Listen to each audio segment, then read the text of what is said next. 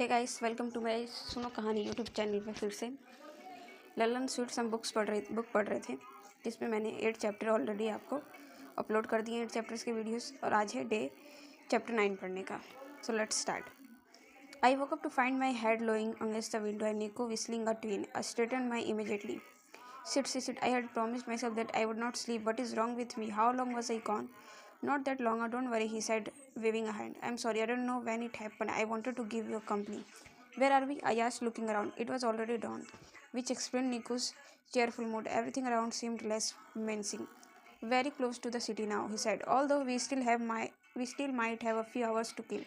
It's not even 6 yet. Are not you sleepy? He stepped a yawn as we both laughed. I would love to say no, but well, I didn't feel sleepy in the darkness anyway. There was barely any light, and I had to be careful while driving, but I will feel good about being here. We have some free days. What do you want to do? I shrugged, looking outside the window. The windows were half rolled down, which let in the cool breeze. We passed long stretches of field, and the morning light soon pierced the sky. An occasional motorbike or car crossed us, but mostly we navigated between trucks. It was then that a question occurred to me. What are you going to do now? I was thinking of getting some sleep. I know we can't go to Khan's yet, but probably a park for a quick nap. No. I mean, why did you come back to Siaka? What are you going to do in life now? He raised his chin. Oh, can't I come back to Siaka? What? You think it's your city now? It's my city. But you know what I mean. He waited a while before answering. I got a little bit tired of my job. I told you. I know it's very strange that left I just left. Everyone was absolutely baffled. Nobody leaves a good job. A good job means a good marriage. Well, anyway, I had to think about some things. Like what? I don't know, he said, tapping a steering wheel in a agitation. But I always think there must be something more than this. Something more life than just work. Marriage, kids. I don't want to do these things the way people have been telling me to do them for years, and then have them pat my back when I meet their expectations. Maybe you should do something on your own, a business, a cause that will give you meaning to your life. Maybe continue the good name of Sabarwal's Stationers or establish Kuber Photo Studio, Nikus noted. He always know what my heart desires. I wondered whether or not to ask him what was on my mind, but the words were out of my mouth before I knew it. And what about? Do you mean, did you meet someone there, as in a girl? He looked at me, making me look away. I didn't want him reading my expression. I did, he said, but it did not work out. I attempted to modulate my voice as my heart sank. Why not? Just things don't work out sometimes. Not everybody can be as cool as and hip as Taru and DJ Buddy. I hit him on the shoulder. It was strange that Niku had brought up Sahil. I realized I had kind of forgotten about him. I could not imagine him driving with me instead of Niku. We were cruising around the city now and were surprised to see that a part of it looked like a little Siaka. Victorian town, tree lined, gold chakras, old white bungalows, and British architecture until we reached what seemed to be Old Bazaar. Here the lanes were narrow and rows of shops and stalls sat closeted next to each other. The city had not woken up yet, and we kept driving until we spotted a park. There was a patch of particularly less grass under the shade of a huge tree. Nico lay down on his back with a sigh, his arms behind his head. At first, I awkwardly sat next to him, but then lay down. At a respectable distance, though, he turned to face me and smiled, and then went back to cushioning his head with his hands, slowly dozing off. Nico was about to knock on the door when I gripped his arm. Wait a moment. What is Khan's first name? The thought had not occurred to Nico either. He simply shrugged and said it didn't matter. Of course it matters. We can't call him in Khan in front of his family, all of whom will be Khans. We could call him Mr. Khan. There could be another Khan, Mr. Khan inside. Whatever, we'll see. He rapped the door before I could protest. It was a few seconds before a woman opened the door. Both of us smiled our widest smiles. Friends of Kifayat, come on, she said. We entered a small house and saw an old woman sitting on a sofa, staring at tiny television. The aroma of food had wafted into the room. A little boy ran towards us and hid behind his mother. Niku kept our backpack on a dining table, which had small knickknacks lying around. The sofas were plain with a cell behind them, showcasing a couple of trophies, a little teddy bear, and a family photograph. Bibi, look who is here. Friends of Kifayat. They will stay with us few days. Are you listening? The grandmother grunted over the television. I looked nervously at Niku. Kifayati ji was very kind to offer us a place for a few days. That's how my Kifayat is. Always welcoming. Come, come. I am already preparing lunch. We will figure out where you will sleep. We can sleep anywhere, I said quickly and then wondered if she thought we were married. Yes, yes, I think you can sleep with Bibi in her room. She has a coat, but we can spread a mattress for you. And she said looking at Niku, can sleep with our son. Mind you, it starts chattering when it is time to sleep. Niku smiled. That would be the nicest thing in the world. I would love to talk to him. The woman beamed and Bibi called. We actually could do with a little nap right now. We were driving all night. Oh, yes, come on, come on. Let me show you. We woke up groggy but well rested after a few hours and sat down for lunch. It was absolutely delicious warm kebabs, chapatis, and dal. When the family settled in for their afternoon nap, Nico and I decided to explore the city. I would have asked the little boy for suggestion, but he had vanished. Don't young people these days go to movie halls? Bibi asked us from her coat, making me jump because I had thought she was asleep. Go to Kamal Cinema. I only watch movies there. I thanked Bibi and got a little wink in return. It would have been great if I could wear jeans, but I decided on my best pants and kurtas. Nicole too looked fresh in a crisp white t-shirt and trousers in Siaka. We always dressed up to go to the movies. I felt happy trying to recreate the feel of home. I had been missing Siaka. As we stopped out of the house, I told him coolly, you don't look bad, he chuckled, and you, revising beauty. I would say the nose is a little off, but apart. Niku, I warned him. He laughed again and held out his arm. I took it smiling. Smiling, we walked like that for a couple of minutes until a cycle rickshaw stopped next to us. Ringing his bell. Madam, Niku said, bowing a little and holding out his hand for me to use support to step on his rickshaw. कहाँ चले? Sir, madam, where would you like to go? Kamal Cinema, I told him, and he rang the bell again. Cycling ahead with enthusiasm. It was breezy and the roads were beautiful. Niku and I behaved in a quiet manner, pretending as we had never seen each other dancing in our underwear under the water pipe or had an intense Golgappa showdown. He even called me Tara. I had almost forgotten who that was. There were many people outside in the cinema hall, families, couples, and friends. We could feel eyes on us as we made our way to the ticket counter. Well, they clearly know we are outsiders, Niku murmured. We would know to Siaka. I said and he nodded. We asked for balcony seats, but there were not any. Balcony seats for next show, 6 p.m. after 2 hours. The man at the counter told us. Well, okay, I said. But also, Karan Arjun. Oh, even better, I said excitedly. Haven't seen Shahrukh Khan for so long. Niku shook his head and reminded me of our best bet as we headed down to an old park nearby. It's a mistake to remind people of bets that you are likely to lose. I told him and he laughed. We sat on a bench and watched people walk by clutching popcorns, budiya ke baal, or a maha cola for the whole family. There were a couple of ice cream trolleys by the edge of the park right next to a row of chana chaat and papad stalls. For what it's worth, I told him, I'm really happy that you came back and that you are here with me now. He looked at me so close that I could count the teeny brown spots around his nose. For what it's worth, he said, I'm sorry I left, or rather that I truly left. I should have stayed in touch. I debated whether or not to say that I wanted to, but my heart was racing. If there was ever a good time, it was this. The moment we stood facing the Taj Mahal together had done it for me. In my head, I fought the possible consequences of what I wanted to say, but ultimately decided to brace myself and go ahead. This hesitating, unsure girl was not me. I was the girl who beat Niku in math and badminton and was the partner, star player of our Kho team. I was the coolest girl in my school because so many people were scared of me. I could not be afraid of telling Niku this. I was sad to see you go. I said my voice slow and quiet because I had a crush on you that day. It was as good an admission as any, and I could not look at him after that. I looked at the kids on the swings. When he still didn't say anything, I looked at him, but he was facing the other direction. I did too, he said in a rush, turning around. Always, I was too scared to say it. Classic Nico, I said, trying to lighten the mood. What else was there to say? My heart third as I waited to Nico to speak. Do you remember the time when that guy from Rohit and Mo's class asked you out? Nico asked, and I rolled my eyes. It was painful. He chuckled and threw a little stone in the distance. Tara Taneja, will you friend me for life? He imitated the boy who asked me out. Well, Mukesh's sister and pretty solid horse for you. I reminded him she called you home for a romantic evening, didn't she? Nico shook his head, embarrassed. I was so scared. Everyone was telling me to go ahead. This guy even bought me a condom and told me to be strong. What? You never told me this. I freaked out. All the guys expected me to go there and just. And then you didn't go? Did you? Of course not. And they didn't let me forget that for long, long time. I could not help but laugh. Nico joined me. He then got up and said we should go order at the restaurant that would serve us in the movie hall. I got up and stretched, reminding him to pick our bag. You can also pick it up, you know.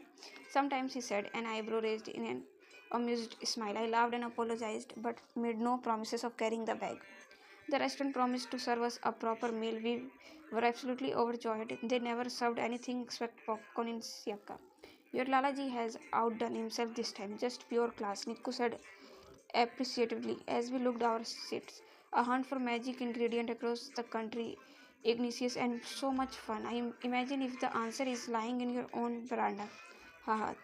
Here are our seats. As the movie came on, we were served soup, little cutout sandwich, sahi paneer and tandoori roti, and then finally a gulab jamun. All the sound of Shahrukh Khan and Salman Khan fighting for revenge. I tonelessly hummed, बंधन ये बंधन तो प्यार का बंधन है all the way home when we decided to walk back instead of taking the rickshaw. It was even more breezy now, and Niku enumerated the ways in which he thought the movie did not make sense, with me trying to counter him also. And on the top of that, what kind of silly song was Jati Hu Main Jaldi Hai Kya? Who dances like that in a stable? Can't they smell the horse shit? Yes, but they are so passionate about each other that they are not paying attention to those mundane details. Come on, Taru, wearing that and running around a farm, would we ever do this? I don't think so. It struck me a couple of minutes later that he had compared us to Kajol and Saruk, and it made me happy. We also stopped at a telephone booth, each of us calling home. I gave my mother to the lowdown on what we had been up to. I reassured her about our place to stay, telling her we were safe and that Niku was being very responsible. She paused for a moment and then said that she trusted him and me together, getting a hint about where she might go next. I quickly asked her if Lalaji had received the package. She said no. Well, fair enough. Khan would not have mailed it yet. I quickly cut the phone after that. Actually, Karan Arjun kind of reminded me of Rohit Mohit, I said to Niku as we walked back. He looked at me questioningly. Really, why? Just their loyalty towards each other. Rohit and Mohit have always stood by each other, never with me. I mean, there was a point when we were close, but in the end, they would always have each other's back, and I would be the third wheel. You know what I mean? Whatever it is, their parents made sure they are absolutely loyal to each other. Instead of Draupadi, they were made to bond over their common dislike for me. He gave me a full smile. Once we were back, we chatted with everyone before setting up our sleeping places. After changing into the salwar kameez I used at night, I laid out my mattress on the floor next to baby coat and, to my surprise, found her with a small hookah. My eyes winded. You have got to meet my Lalaji. What? She asked, unconcerned, taking a long drag from the hookah. Just don't mention this to my daughter-in-law. Seems to think it's not appropriate. So what did you do today? Watched a movie. Yes, we watched Karan Arjun. It was fantastic and they gave us food as well. It doesn't happen in Siaka. Baby grunted unimpressed, smoking her hookah again. You also saw Sears and House? What? No, what's that? Sears and House, Bareilly very own haunted building. It is one of the most haunted place in India. One of the most. I was confused. Is there less haunted anymore? Haunted? I thought haunted is haunted. Baby made a face. Have you ever seen a haunted building? Nahi na. So don't show attitude, Nautanki. All you people north of people are just too much. Sorry. What is this place? Where is it? On the northern edge of the city beyond the Kent area, but God only during the day. Mind you, in the night, if you go well, not everyone comes back. I was sure my eyes were glittering. I loved such tales because they are at the end of the day only tales for fun, a way to entertain people. Tell me more about it, please. Baby rubbed her hands, delighted to talk about it, but hiding her joy. Are you sure you can handle it? I will try my best. Many years ago, she began. It was a troublesome winter. The fog was thicky, the sky was alone, the moon was afraid, and the rain was falling. I looked at her with my eyebrows raised, impressed. It was a scary night, as you can imagine. Now see, this is a small place. It's not place to hide secret. Yet all such stories have a secret at their hearts. A girl had a secret, and the secret was her lover. I expected nothing less. Which ghost story was not about jilted lover. They met away from praying eyes, finding secret rooms in the old Nawab's abandoned Haveli, in the buses, at the back of the gardens, in the silent and dark alleys near the Khatnaghar, the menacing clock tower, anywhere they could be with each other where no one could find them. It was passionate, it was brave, it was love, but it was just not possible. You see, he was a Hindu, she was a Muslim. The rest of the story, society decides. It happened then as it happens now. They were found together one evening and beaten up, torn apart, but somehow they still managed to meet each other. She doe-eyed looked at him as he held her hands with a sad, brow-beaten face, whispering words of love, cursing society, this cruel word that would not let lovers remain lovers. He promised her he would do anything for her, and so she made her final demand that he kill her so they may be together in heaven. Of course, I whispered. But that was not all. She asked him that he kill her in a way that her family, the society, would not find a part of her to grieve and mourn over. She asked him to hack her pieces. I clapped my hand over my mouth. Yes, my dear. Bounded as he was by his own words, he did it, cut her up into 100 little pieces, and then took his own life. Till date, people speak of that horrific day when they found him dead over little pieces of her. It was a little too gruesome for my taste. So, is it the ghost of the boy or the girl that haunts this Circent house? She laughed like a maniac. Both. They say 100 little pieces of her wander over the house and the city too sometimes. Why do spirits always take human from? We don't know what happens. 100 pieces of her came alive that day. Hell went or revenging the city, but he, poor boy, he keeps her in check, claiming her rage and telling her to stay in Circent house, and so that happens mostly. And now I must sleep, she announced suddenly. What are you thinking of? Keeping an old woman up like this at night? Don't you know how much our joints ache? Go to bed and hope you don't have nightmares. I jumped at her abruptness, promptly turning to my side to sleep. Dream I did, but not of this particular couple in suffering. I dreamed of Niku and me running from one place to next, going through the cinema hall, the temple, and the Taj Mahal, finally catching our breath at one place. I was leaning against Niku, the back of my head resting against the back of his head, knowing what to do next. I turned to face him and he did the same. We both knew we had to do it. We laughed nervously, almost shaking our heads at the dream of making us to do it. I moved forward, brushing my lips against his, but also drawing back, instantly realizing what had I done. A second later he kissed me back and we continued till we were out of breath. I woke up dazed. I was quiet as I got ready and later too when I went to sit on the parapet, which is where Nikura found me. Why are you sitting here? It's so hot. Yes, I said swiftly, not looking at him. We wasted the morning hanging about the house. I mostly avoided Niku and his attempts to speak to me. Sometimes around noon, when he suggested that we step out of the house, I agreed. What is it? Why are you acting funny with me? Is it because I haven't sung your song in so long? No, I'm not acting funny. He stopped in his tracks. Wait, did you dream about me? I guessed. It was as good as, if not better than, a big and resounding yes. How did you know this happens? He said. If you spend enough time with someone, so what was it? I refused to answer, crossing my arms over my chest as he hovered about me like an annoying fly. Did we find the magic ingredient? Did you admit that I am a better badminton player? No. What could it be? Wait, did we kiss? No, I yelled. My indicated refuse was again a dead giveaway. Niku, however, seemed very pleased. I refused to discuss it any further and instead told him the story Bibi had narrated. Did you mean Sidson House? He asked, and I realized that Bibi must have mispronounced it.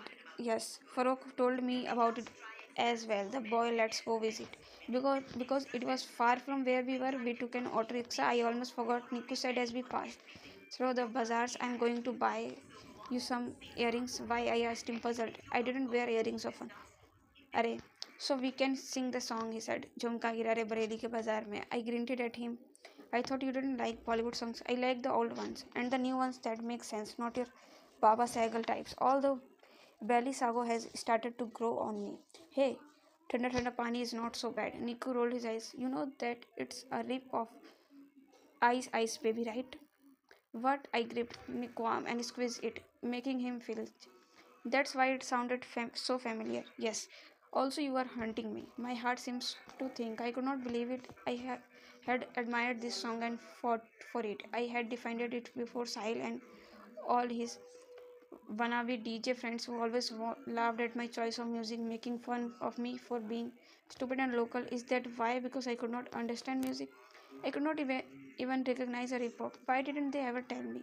I looked at the streets blankly as we skirted through narrow lanes, and then the Kent Niku knew better than to disturb me as I evolved in an abyss of pity and doubt.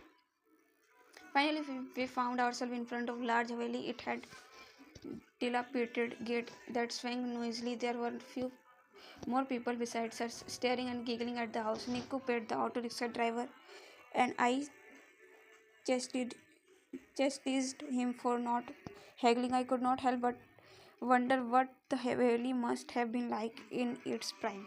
People bustling about, dressed in their finest skills and jutis, row and rows of biryani plates and prepared women giggling, and those gigantonic doors welcome visitors. Pretty run down, eh? Niku said. I wonder why it's called Citizen House. Come. The Haveli was 2 stories high and spread out over a large area, with a huge garden at the back. The paint on the walls had almost peeled off and it was dusty everywhere, but we could still spot some music. As we walked around, I could see why people would think it was a haunted. Each room seemed endless and was connected to another. Somehow said it was because people were always sleeping with everyone else. Yet a pretense of Disney had to kept us so through interconnected rooms. The cheater could always escape. There were a few pieces of furniture strewn about the house, and many alcohol bottles and cigarette butts in corners. We walked further inside, startling a pigeon or two, only to find ourselves in a room facing the park that said Hatheli Padengi Murti Devi, a special palm reader. I looked behind the pillar to find a woman sitting on a cushion with a low table. She had wild curls, expressive eyes, and wore several rings around her nose and ears. When she caught me looking at her, she smiled. Come on in, Star Child, let me tell you a little about yourself. Chapter 10. What did you call me? I asked her. Her vibes were a strange shade of purple. She was skinny, her veins showing prominently against her skin. She moved her hands a lot. Her long and skinny fingers hard to ignore. She wore a green sari, sat cross-legged, and invited us to sit across the table. Starchild, are you not? Come. Nico and I exchanged a look before walking over to her. I looked at her curiously. How do you know my name? Your name is Starchild? Taken aback, I replied. No, it's Tara. But I thought you. Starchild. I call everyone that, she said, and then laughed wildly. I am kidding. Of course I knew your name. I saw Nico staring at her suspiciously before asking, What's my name? Before asking, What's my name? I don't know your name. It's harder for me to get men. Nico snorted. I looked around the place where she sat. There were random scribbles on the wall. Raj loves Rama, Asik, and Broken Heart sketched roughly. Here to lay some broken bottles. A couple of other visitors passed us by. You read hands? It's the only thing I know how to read, she said briskly and then shifted her position. Settling down more comfortably, give me then. What's your fee?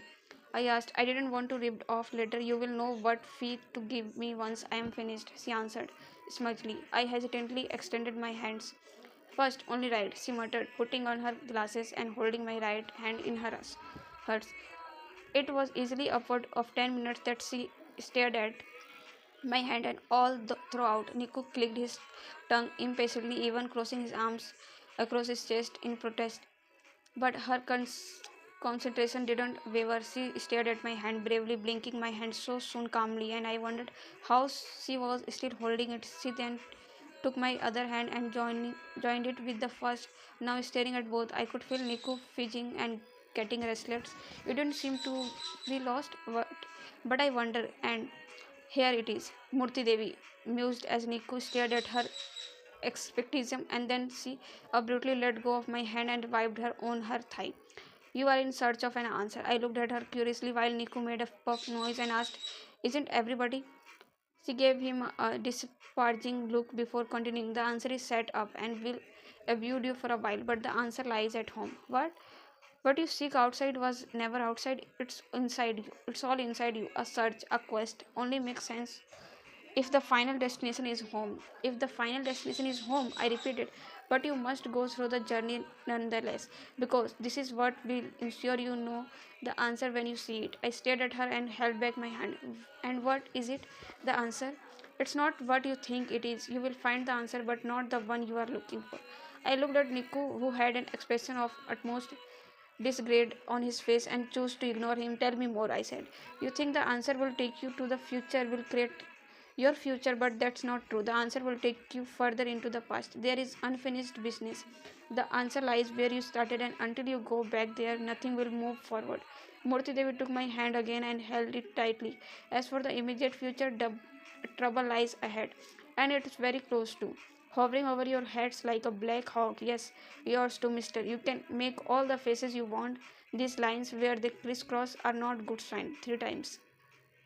Three times what? Three times you will fall, and three times you will have to get up. It's essential you get up, because if you don't, lines change, fate changes. I can see it. It's in your fate. If you hold on it to it anyway. Another important line I see, man. You will be disappointed. Really, I asked, looking at Nikos, who snorted at once more. Oh yes, but honestly, are not we all? They will betray you at some point, but well, that really is the story of us all. I giggled. Three times I will fall, you said. Isn't there a curve? A prevent measure. She gazed at my hands for some more time and then said, the first you fall, don't lose faith. The second you fall, don't lose hope. The third you fall, don't lose your way. That will lessen the effect of your fall. How specific, Niku said, and Murthy Devi nostrils fluttered when she looked at him. You can say what you want now, mister, but I caught a sneak peek at your palm. Oh, you will be mincing your words soon enough. I am sure of that. Niku still seemed unperturbed as she went on. You think everything there is to know is already known? There are words and knowledge that are still not obliterated, passed down from generation to generation to those who are schooled in the ways of their community. You think magic does not exist? Ghosts don't haunt and spirit don't guide. There are crafts well hidden and concealed from the rest of the world that you may not know until you are in the midst of these words, and you may not even then. Beyond this Haveli lies a forest as old as life. You will never know what happens there, because there are some things you will never know. For the next minute, none of us spoke. I then asked Niku for my purse and handed her a 10 rupees note. As Niku glared at me, before he could say anything, I took his hand and led him towards the exit. He wasted no time in telling me that I was absolutely crazy to believe her, and handed her money. There was something about her. And she is right. I mean, how can we presume to know everything that exists? She was right. She was a right old fraud. Nico grumbled as we walked, saying super vague stuff. You are looking for an answer. Anyone would say yes to that. And isn't losing hope and faith the same thing? No, losing faith is when you already had faith in something. She basically said, hold on it too. And hope is more like you can't see how things will get better, but you stick it on anyhow. How earth shattering, he said sarcastically, and what a waste of time. Now you will see similarities in your life with what she said because you want to, and that's why everything was so buggy. So it could apply to anybody. It's a self-fulfilling of prophecy. That's how these things work. It was the same thing when you had to balance the pots chanting Krishna's name. The only reason you balanced those pots on your head was because you practiced. We bricked all the way until we were back in our town in an auto. We were about to enter a little eatery when I noticed something. A newspaper vendor right outside, and a man sitting there holding a newspaper open. The headline read, Siaka thieves break into the Taj Mahal. Still valuable marvels. I drew Miku's attention to it, and we hurriedly brought a copy. The article went on about how two notorious thieves from Siaka had broken into the Taj Mahal in the dead of the night and stolen valuable marvels. It also mentioned how the thieves had escaped in a blue Fiat. All the life seemed to have been sucked out of me. Nico too looked pretty shaken up. So we were thieves now. No doubt Pankaj had built up on what Rohit and Mohit had told him. And how in the world could we have stolen marbles? We could not be sitting down and breaking them up with a hammer. I had to do something about the Fiat. Nico murmured, hide it somewhere, because anyone who reads this newspaper and sees it, I nodded. Back at Khan's house, we were mostly quiet, watching television with the family. An episode of Padhosan was on, and I pretended to laugh, but I could not stop thinking about Murthy Devi's prediction and the newspaper article. Suddenly, all of it hit me. I felt hopeless and aimless, stuck in this little town without knowing what to do next. Living with strangers safe only because of their kindness and large heartedness. Not knowing how to thank them, I offered to Bibi that I would make laddus for the whole family. I told them that my family had a mithai shop and I knew how to make good laddus. This brought a smile to everyone's face. Farooq ran around excitedly yelling, Laddu. The next day, Niku and I brought all the ingredients after fighting off the family's request to use what was at home. We had a fun day making laddus with Niku trying to sniff out of the difference from the original Lallan ke laddu, hoping to guess the magic ingredient. In the evening, we spoke to Khan on the phone and talked to him about the fiat. He said the police still seemed to be looking for it and that the matter would settle down in another 2 or 3 days. Later that evening, Niku headed out for a walk while I decided to go to bed early, tired as I was all the laddu making. I was in a very deep sleep when I suddenly woken up. Bibi was snoring peacefully next to me. Niku's face shone above mine, illuminated by a flashlight, and I just managed not to scream. Niku had his palm clubbed over my lips to stop me from reacting, and then he put one finger on his mouth, indicating that I should keep quiet. Worried, I followed him to the living room where everything was dark and quiet. All I could hear was the teeny sky blue fridge rubbing my eyes. I waited for him to speak, but he did not. Instead, he walked out of the house and up to the terrace. I followed him. The city was quiet and only a couple of cricket buzzed. I looked at Niku for an explanation and noticed that he looked shocked. I gently asked him what had happened. I saw it, he croaked. Saw what? The ghosts. I stared at him. What are you talking about? The ghost of Sergeant House. Taru, the boy and the girl. I saw the ghost. There are no ghosts.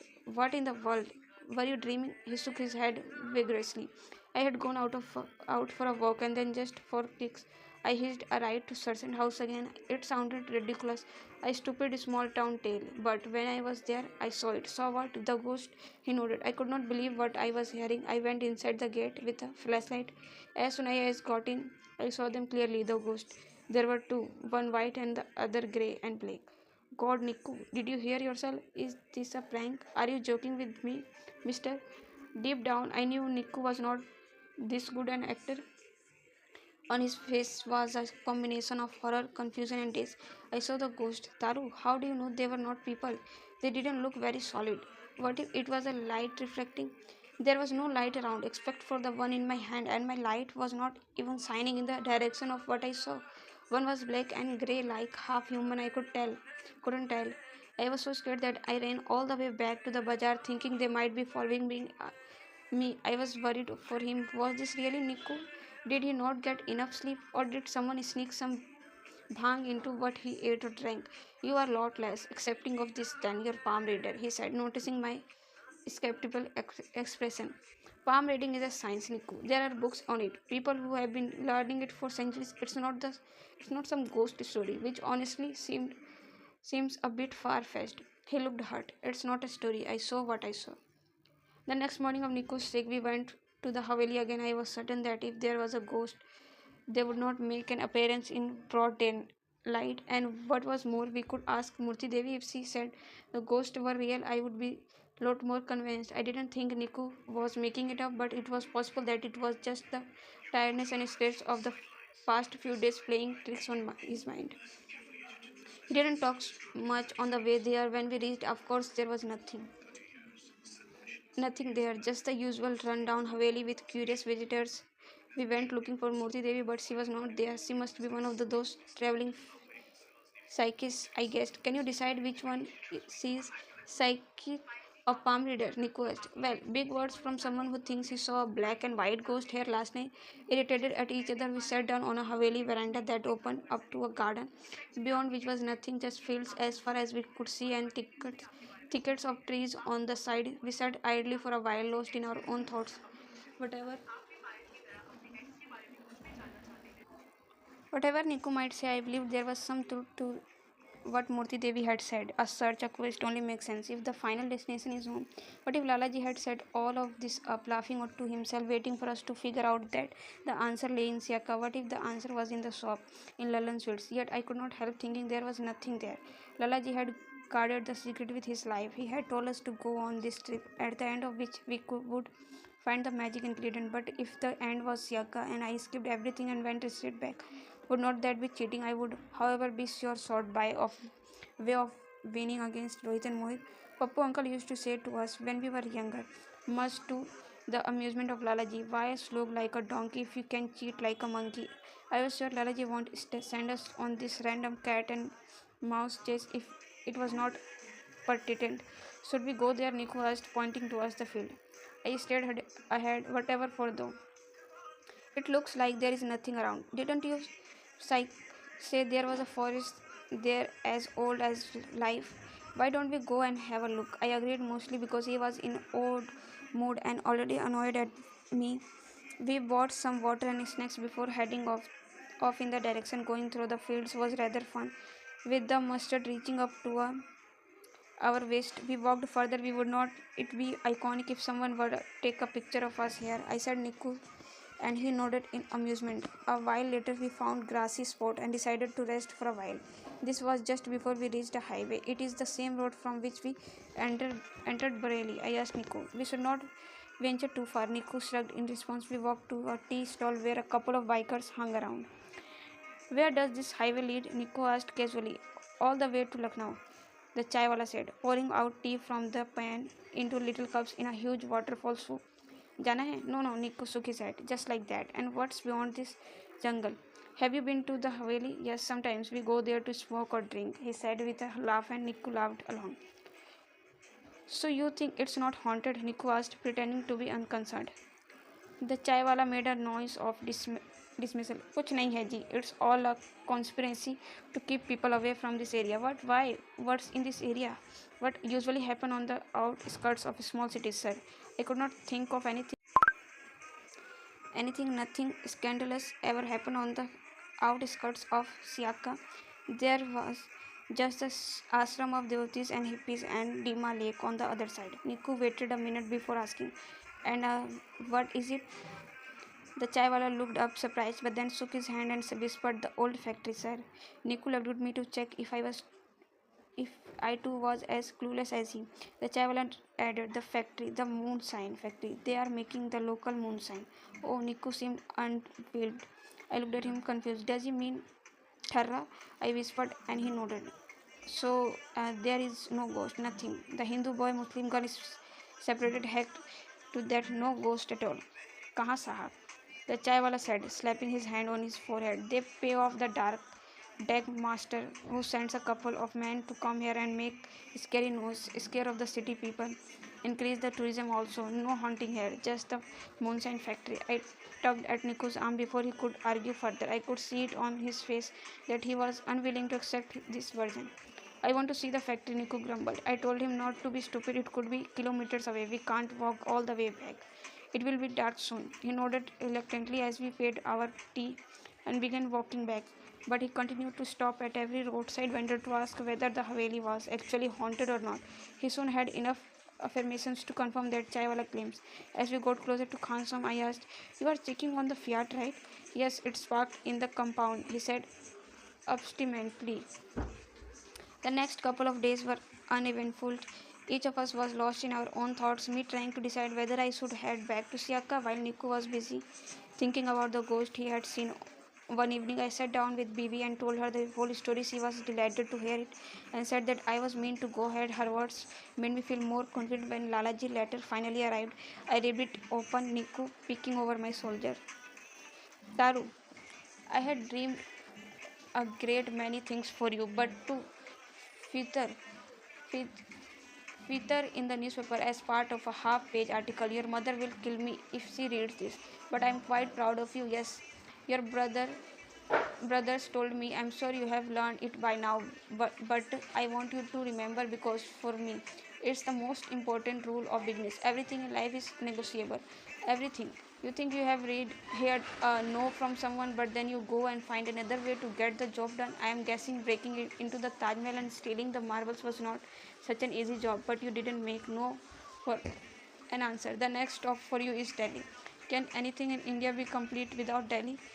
In my day, they used to say that if you manage to survive in Delhi, you could do anything. That's exactly what you have to do. Taru, survive in Delhi.